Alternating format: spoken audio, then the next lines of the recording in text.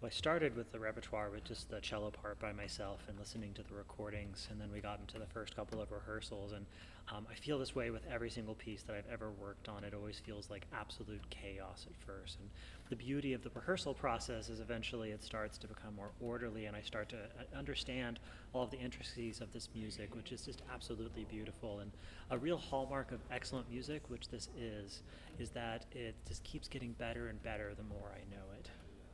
Well, so when we first kind of dove into this piece, it's a sort of familiar tonal language, but definitely some twists in there. It's kind of exciting. This is a piece that I'd never heard before, and I don't think my colleagues had heard this piece either. So it's sort of the closest we're ever going to get to being Indiana Jones, sort of discovering these new works. So it was really fun to dive in and just kind of discover what this piece was about.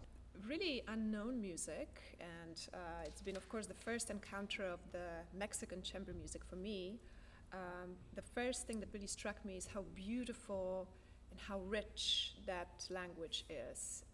It reminds me a lot about the language of Rachmaninoff, which is very dense but yet extremely lyrical. And it's been quite a surprise. I would imagine that music, particularly by Manuel Ponce, would be more infused by his native Mexican influences, but it's actually much more universal, I would say more European.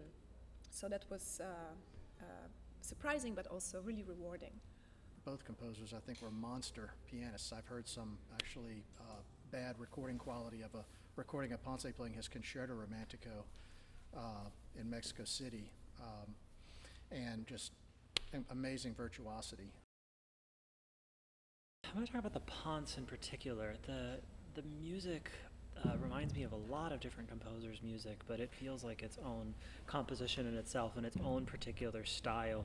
I understand he wrote it in his early 20s when he was living in Germany at the time and was very much so under the influence of German masters, and so you can really hear the music of Brahms and Rachmaninoff as we've been studying and getting to know it, but it feels like its own voice, and it's this beautiful, lush, romantic music with melodies that go on for eons.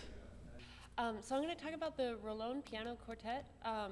The first movement is an allegro. It opens with this gorgeous soaring cello line, which I know our cellist is thrilled about, and he sounds wonderful on. At some point I get to join him, and that's a pretty great moment in that. The second movement is sort of this beautiful kind of cantilena style. Viola gets a solo in there. And then our third movement is sort of this really cute but excited scherzo, and then it ends with a fourth movement, also in 6/8, that sort of reminds us of carousel music, and then it sort of keeps going, and then goes even bigger crescendi, and then finally kind of topples over into the end. Piano trio is one of the standard chamber music repertoires. It's been explored by composers, particularly in the Romantic era. They're a tremendous amount of fun to play. I would say in some ways the Ponce requires a little more concentration with the strings because the pianist is not as busy. So there's a little bit more responsibility there as a chamber musician collaborator. And the Rolón reminds me of some other big European chamber music that I've played where the pianist, it feels basically like you're playing a piano concerto. You're the head front of the stage, and the orchestra's just accompanying you. But I certainly don't want to give any slight to the string parts because they're fantastic as well. I would definitely say this is very similar to Brahms and Rachmaninoff's writing. Very dense, triadic harmony with lots of tonal movement. It's extremely expressive in romantic music. It's a little bit to unpack at first, but just as I've listened to it lots, it's incredibly beautiful music. So he definitely uses a romantic harmonic language. However, it's definitely got a little bit of some twists and turns in there that kind of makes it his own, which is very common for the time period. I hear some Schumann in this. I feel like it reminds me a little bit of Schumann chamber music. So I have already talked about how this music reminds me a lot about Rachmaninoff and maybe Brahms on some level, and I think that really richly romantic, lyrical, almost sentimental, but in a good way, style is really sort of tied to the best European traditions of the late 19th century, I would say. So this music has probably more of harking back in a tradition rather than looking forward. It's not thoroughly modern, it's really deeply rooted in the wonderful romantic traditions of the late 19th century. Well, they're both phenomenal works. I would say that they are much more in line with European chamber music than they are representative of traditional Latin American music. Some of the programs that I've played works of Ponce are clearly influenced by Mexican song, what they call the Mexican canción. And the trio by Ponce has, as Omar has actually mentioned, it has some of these Latin elements, but they're much more subtle than you would find in some of his other works.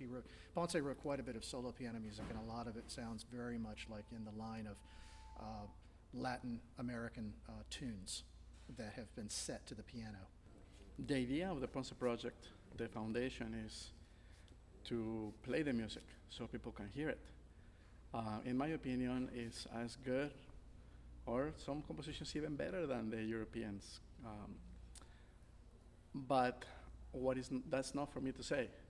The important thing is the music needs to be heard, and that's a main part of the mission of the foundation of the Ponce Project Foundation, is to promote this music, which means having concerts, but also doing editions and high quality videos, and just anything that can be done so people can hear it.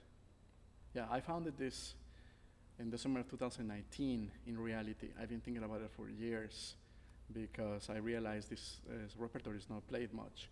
And one of the issues is that there's no scores. I was kind of prejudiced before, thinking that orchestras or chamber groups, soloists, didn't want to play this music, thinking it was inferior. But really, I have found that the main reason is there's no scores. So we're working very hard to get scores and to get them available to whoever wants to play them. Of course, this means dealing with rights, international rights, and it's very difficult and it's very dramatic sometimes because families are involved, etc. But I think we're making very good progress. And today's program with Ponce Piano Trio and Rolón Piano Quartet, to me, is very exciting. As far as I know, Rolón's Piano Quartet this is the premiere in the US of this piece, which is a fantastic piece. It's very hard, but it's very beautiful and it has everything. Ponce Piano Trio, Trio Romántico, composed in Cuba in 1915, somewhere between 1915 and 1917. Recently, we discovered the manuscripts. So the scores from the Cuban edition has a lot of mistakes, but in the rehearsals we're fixing them. We're working on an edition and just to make it available to everybody.